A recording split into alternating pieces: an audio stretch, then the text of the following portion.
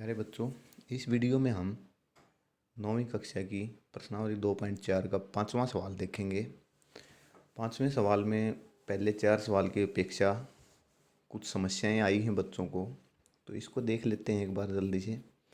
5वें सवाल में जो दे रखा है, गुणनखंड बनाने हैं आपने। और गुणनखंड किसके बनाने हैं? गुणनखंड बनाने हैं, 4 भाग दे रखे हैं, 1 2 3 4। ये बहुपद दिए हुए हैं। अगर इन चारों को देखें हम, चारों के चारों ये त्रिघात बहुपद हैं।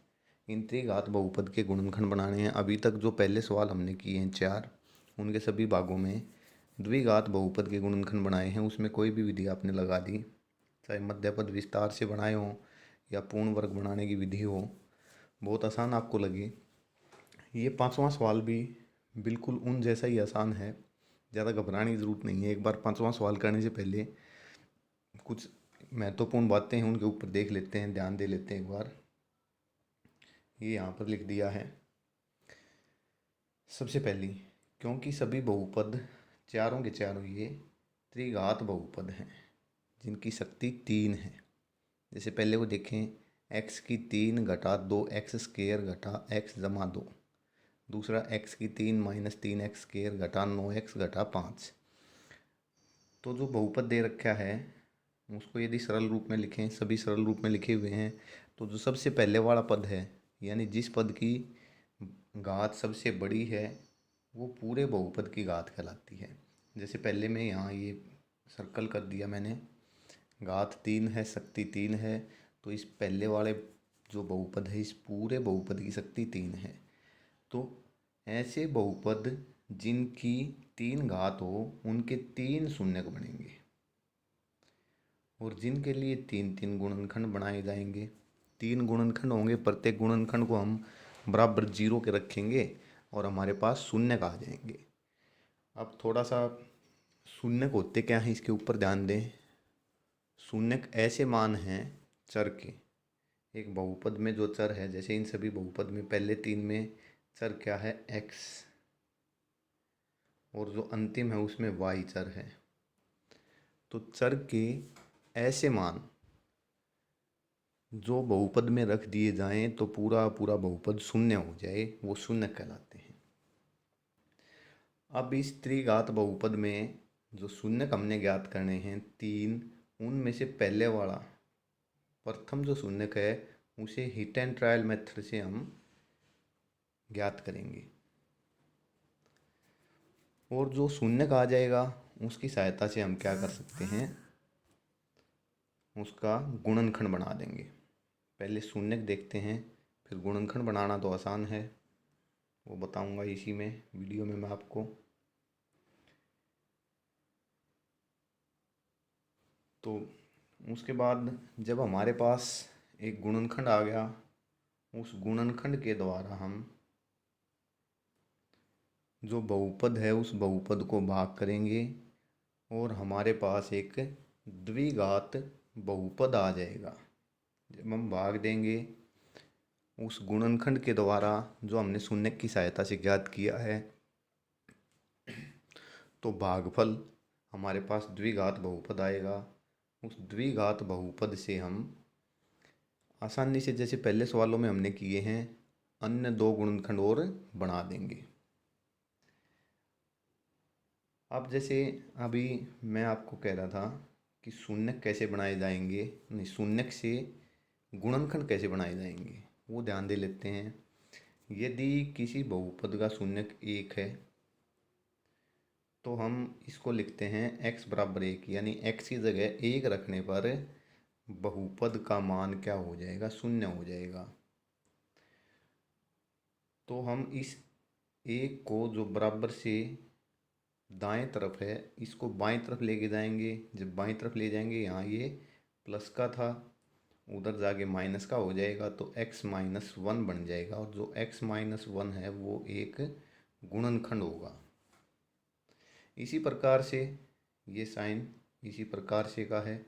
इसी प्रकार से यदि मान लो x बराबर -2 कोई एक शून्यक होता, तो उस शून्यक से जब हम गुणनखंड बनाएंगे, इस -2 को बराबर के बाईं ओर ले जाएंगे x के साथ, तो ये प्लस का 2 हो जाएगा और x जमा 2 हमारा एक गुणनखंड बन जाएगा। अब बात की यहाँ हीट एंड ट्रायल मेथड की। हीट एंड ट्रायल मेथड क्या है? हीट एंड ट्रायल मेथड देखते हैं हम। जो हमारे पास दे रखा है बहुपद, उस बहुपद के अंदर हम वैल्यू रख के देखते हैं, मान रख के देखते हैं x की जगह पर। x की जगह पर कौन सा मान रखेंगे वो डिपेंड करता है उस बहुपद में जो एक अंतिम अंक है वो देखेंगे हम। उसके गुणनखंड देखेंगे, कौन से उसके गुणनखंड हो सकते हैं, वो गुणनखंड रख के ट्राई करते चले जाएंगे 1 बाय 1। तो जनरली साधारणतया इसमें हम 1 से शुरू करते हैं, 1 रखते हैं पहले। अगर 1 रखने से मान 0 आ जाए तो हम कहेंगे 1 इसका शून्यक है। अगर नहीं आता फिर हम -1 रख के देखते हैं। -1 रखने से यदि पूरा बहुपद 0 बन जाए तो हम कहेंगे -1 इसका शून्यक है। अगर नहीं बनता है फिर हम आगे 2 तक पहुँचेंगे। अगर 2 से भी बात नहीं बनती -2 तक जाएंगे, फिर 3 या -3 जाएंगे। इस प्रकार आगे बढ़ते चले जाएंगे। और साधारणतः आपके जो सवाल आएंगे पेपर में, आज आपके गणित में सवाल होंगे, तो वो 1, -1, 2 और -2 इन 4 संख्याओं में से ही शून्यक आपको प्राप्त हो जाएंगे। तो जैसे हम पहला सवाल करते हैं, इस सवाल को करके आसानी से आप समझ जाएंगे। बाकी के 3 पार्ट अपने आप कर लेंगे। इस सवाल को देखते हैं हम फर्स्ट पार्ट को। फर्स्ट पार्ट जैसे रकम दे रखी थी ऐसे कैसे रखी। अब जैसा हमने बताया था 1, -1, 2, -2, सबसे पहले 1 रख के देखते हैं। x बराबर 1 रखने पर कहाँ रखेंगे? इस दिए गए बहुपद में x की जगह 1 रखेंगे। जब हम x की जगह 1 यहाँ पर रखते हैं तो ये बहुपद x क्यूब जो था, इस x क्यूब का x की जगह 1 रख दिया, 1 का क्यूब हो गया। माइनस का साइन ऐसे का ऐसे, 2 है 2 ऐसे का ऐसे, एक्स स्केयर इस 2 के साथ मल्टीप्लाई में, इसलिए मल्टीप्लाई करके x की जगह 1 रखा, क्योंकि हमने लिखा है x की जगह 1 रखने पर। तो इस पूरे के पूरे बहुपद में जहाँ जहाँ x है वहाँ प्रत्येक जगह पर 1 रख दिया जाएगा। 2 गुना 1 का स्केयर माइनस x की जगह 1 रख दिया यहाँ पर, और प्लस का 2 एज इट इज़ रख दिया। अब इसको सरल करेंगे। 1 की घात 3, 1 की शक्ति 3, 1 का क्यूब बराबर 1 के होता है, 1 लिख दिया। -2 गुना 1 का स्केयर 1 होता है, -2 गुना 1 माइनस का 2, ये -1 ऐसे का ऐसे और +2 ऐसे का ऐसे। अब इनको हल करेंगे। -2 और -1 माइनस के 3 हैं, 1 और 2 प्लस के 3 हैं, 3 - 3 बराबर 0 आ गया। हमने यही देखना था, यही चेक करना था कि आप हिट एंड ट्रायल लगाते हुए पहले कोई एक संख्या रख के देखते हैं, 1 रख के देखेंगे, -1 रख के देखेंगे, 2 रख के देखेंगे, -2 रख के देखेंगे, और कब तक रखते चले जाएंगे जब तक आपके पास वो बहुपद शून्य न बन जाए। जैसे ही शून्य बनाया फिर और कोई संख्या रखने की आवश्यकता नहीं है, क्योंकि इसका मान शून्य हो गया तो ये शून्यक बन गया। क्या बने हैं? x बराबर 1, इस बहुपद का शून्यक। शून्यक मीन्स क्या है? x का ऐसा मान जो बहुपद को शून्य कर दे वो शून्यक कहलाता है। तो ये दिए गए बहुपद का एक शून्यक है। अब क्योंकि हमने यहाँ पर देखा था, जैसे ये लिखा हुआ था, ये लिखा हुआ था, इससे x+2 बन गया था, 1 से x-1 बन गया था, यहाँ x बराबर 1 है। इस 1 को हम दूसरी साइड लेके जाएंगे x की तरफ तो ये माइनस का हो जाएगा, अथवा x-1 दिए गए बहुपद का एक गुणनखंड है। ये बात हुई, ये लाइन लिख दी यहाँ पर। उसके बाद इस सवाल को आगे करेंगे। अब क्या करना है, जब आपको पता लग गया ये इसका एक गुणनखंड है, तो जो पूरा दिया गया बहुपद था उस बहुपद को जो आपने गुणनखंड ज्ञात किया है x-1 उससे भाग करेंगे और भागफल को नोट करेंगे। तो जब हम भाग करते हैं x-1 से x की शक्ति 3 माइनस 2x² माइनस x जमा 2 को, तो भाग करते हुए हमने सबसे पहले प्रथम पद देखना है, x³ बनाना है किसका, इस x का। इस x का x³ कैसे बन सकता है वो देखें। x³ बनाना है x से, तो x² के साथ मल्टीप्लाई करने पर बनेगा। अब यहाँ थोड़ा सा ध्यान दें, अगर बच्चों को समझ में नहीं आता कि कैसे ये बनेगा, तो जो बनाना है उसको ऊपर रखेंगे और जिससे बनाना है उसको नीचे रख देंगे। ऊपर पावर 3 है, नीचे पावर 1 है, ये कट के कितना रह जाएगा, x²। जो भी ये x² आया है उसको यहाँ लिखेंगे। जब ये x² यहाँ लिख दिया, इसका मीनिंग क्या है, इस x² की मल्टीप्लाई x-1 इस पूरे के साथ करनी है। अब जब x² की मल्टीप्लाई इसके साथ करते हैं तो x² एक बार x के साथ मल्टीप्लाई होगा, ये x³ आ गया। फिर x² -1 के साथ होगा तो माइनस x² आया। ये आने के बाद क्या करना होता, हमने ये लाइन खींच के यहाँ सब्ट्रैक्ट करना होता ऊपर वाले में से नीचे वाला, और घटाने के लिए सब्ट्रैक्ट करने के लिए साइन चेंज कर देते हैं, क्योंकि ये x³ ये वाला यहाँ पर प्लस का था इसलिए साइन यहाँ माइनस का कर दिया, ये माइनस का था इसलिए साइन यहाँ प्लस का कर दिया। अब ये ऊपर वाला x³ प्लस का है और नीचे वाला हमारा माइनस का होगा, इसलिए ये कैंसिल हो जाएंगे। और यहाँ अगर दूसरे पद में देखें आप, -2x² ऊपर वाली लाइन में था और नीचे प्लस का x² है, माइनस का 2 है और प्लस का 1 है, तो माइनस का 1 बच गया। ये माइनस का 1 x² यहाँ लिखा हमने, और बाकी ऊपर की जो रकम है वो रकम एज इट इज़ नीचे उतार देते हैं, -x + 2। जब ये लिखा हमने तो हमारी रकम बन गई नीचे -x² -x + 2। अब हमने -x² बनाना है x का, तो वही तरीका -x² बनाना है x का। जब इसको काटेंगे, ऊपर पावर 2 है नीचे 1 है, तो x रह जाएगा, और ऊपर नीचे में से एक जगह माइनस हो तो माइनस का ही रहेगा, माइनस का x आ जाएगा, वो माइनस का x यहाँ लिख दिया। अब इस -x के साथ इस x-1 की मल्टीप्लाई करेंगे, गुणा करेंगे, जो गुणनफल आएगा उसको नीचे लिख देंगे, ये लिख दिया हमने। जब -x की गुणा x के साथ की तो -x की 2 बना, और माइनस माइनस प्लस का x हुआ।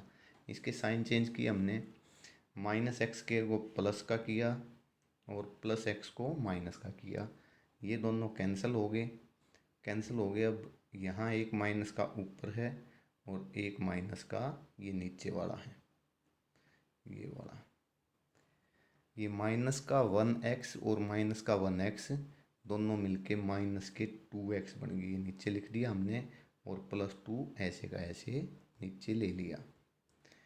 तो हमारे पास जो बची हुई रकम वो -2x + 2 है। अब हमने -2x बनाना है x का, तो -2x ऊपर डिवाइडेड बाय x, x से x कैंसिल, माइनस का 2 रहा, माइनस के 2 को यहाँ पर लिखा, और इस -2 के साथ इस x-1 की मल्टीप्लाई करेंगे। जब -2 के साथ x-1 की मल्टीप्लाई करते हैं तो -2x और प्लस का 2 बन जाएगा। फिर हमारा काम क्या है, सब्ट्रैक्ट करना, घटाना। फिर साइन चेंज करेंगे, -2 को प्लस का बनाएंगे, प्लस को माइनस का बनाएंगे, और ऊपर वाला और नीचे वाले दोनों देखो अलग अलग साइन हैं, ऊपर माइनस का 2x है, नीचे प्लस का 2x है, इसलिए कैंसिल। इसी प्रकार से ऊपर प्लस का 2 नीचे माइनस का 2, ये भी कैंसिल। ये काटा बच गया। जैसे ही काटा बचे तो हमारा भाग कंप्लीट हुआ, और यहाँ पर हमारे पास भागफल आ गया x² - x + 2। अब भाग करने वाला आपको पता ही है, जैसे मान लो कि आप 15 को भाग दे रहे हैं 3 से, 3 × 5 = 15, ये जैसे ही काटा है तो आप लिखते हैं 15 बराबर 3 गुणा 5, ऐसा लिखते हैं। यानी 15 बराबर 3 गुणा 5। ये 3 यहाँ पर क्या था, भाजक, तो इस रकम में देखते हैं भाजक ये है। 5 था भागफल, भागफल ये है, और 15 है भाज्य, जो भाग होएगा वो ये है। तो इसी प्रकार से हमने यहाँ लिखा, देयरफॉर जो अंदर वाली रकम है वो ये लिखी, आगे वाली रकम x-1, और पीछे वाला जो आया है बहुपद वो लिख दिया। तो इसका मतलब है जैसे वो था 15 बराबर 3 गुणा 5, यानी 15 किसके बराबर होता है, 3 और 5 की गुणा के। इसी प्रकार से ये पूरा बहुपद जो हमारे फर्स्ट पार्ट में दे रखा था, ये किसके इक्वल हो गया, x-1 की गुणा और x² माइनस x-2 की गुणा के बराबर हुआ। ये होने के बाद एक गुणनखंड आपने लिख रखा था x-1। अब ये द्विघात बहुपद है, इसको सरल कर देंगे, मध्यपद विस्तार विधि अभी तक करते आए हैं उससे आप कर देंगे। x-1 ऐसे का ऐसे लिखा, यहाँ -2 के गुणनखंड बनाने हैं। -2 के गुणनखंड -2 और 1 हो जाएंगे। -2 और 1 की गुणा करने पर हमारे पास -2 आएगा। तो x² -2x + 1 -2। अब इस सवाल में अगर देखें आप तो यहाँ पर हमने कोई भी रकम में चेंज नहीं किया है। यहाँ से x² था, x² ऐसे का ऐसे लिख दिया, -2 था, -2 ऐसे का ऐसे लिख दिया। ये माइनस का x जो बीच वाला है, यहाँ देखो इसको हमने थोड़ा सा बड़ा करके लिख दिया, मध्य। इस बहुपद में ये मध्य माने बीच का पद था, तो हमने इस बीच वाले को विस्तारित रूप में लिख दिया, थोड़ा बड़ा करके लिख दिया। -2x जमा x लिखा। जब इसको हल करेंगे -2 जमा 1 माइनस का 1 रह जाएगा। तो ऐसे का ऐसे ही है। ये होने के बाद इसके प्रथम दो पद लिए, x² -2x, इन दोनों में क्या चीज़ कॉमन थी, x कॉमन था, x को लिख दिया बाहर, अंदर x-2 बच गया, और अंतिम जो दो पद थे, एक x-2, इसमें से एक कॉमन लिया,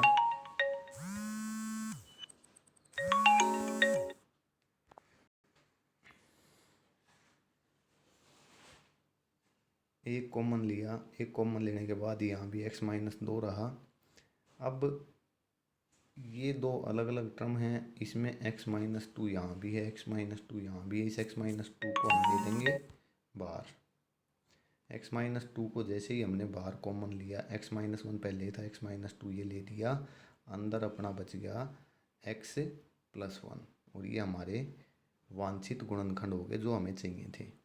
तो आशा है ये आप समझ गए होंगे। इसी प्रकार से अन्य जो 3 पार्ट हैं वो भी आप कर लेंगे। धन्यवाद।